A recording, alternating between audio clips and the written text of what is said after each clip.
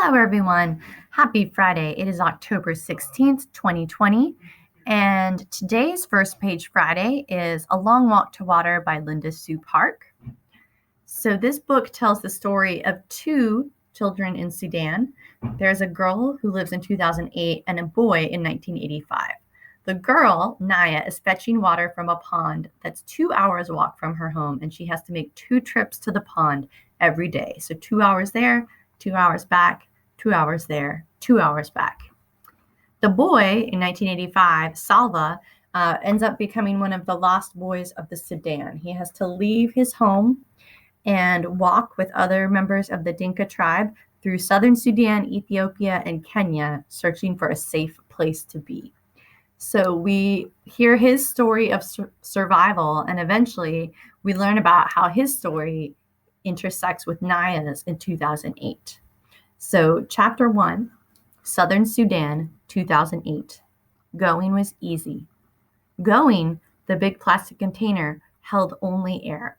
Tall for her 11 years, Naya could switch the handle from one hand to the other, swing the container by her side, or cradle it in both arms. She could even drag it behind her, bumping it against the ground and raising a tiny cloud of dust with each step.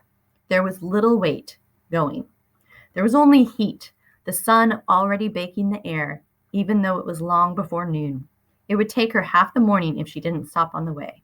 Heat, time, and thorns. Southern Sudan, 1985. Salva sat cross-legged on the bench. He kept his head turned toward the front, hands folded, back perfectly straight. Everything about him was paying attention to the teacher, everything except his eyes and his mind.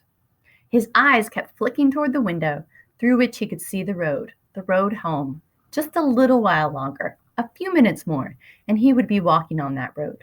The teacher droned on with a lesson about the Arabic language. Salva spoke the language of his Dinka tribe at home, but in school he learned Arabic, the official language of the Sudanese government far away to the north. 11 years old on his last birthday, Salva was a good student. He already knew the lesson, which was why he was letting his mind wander down the road ahead of his body. Salva was well aware of how lucky he was to be able to go to school. He could not attend the entire year because during the dry season his family moved away from their village. But during the rainy season he could walk to the school, which was only half an hour from his home.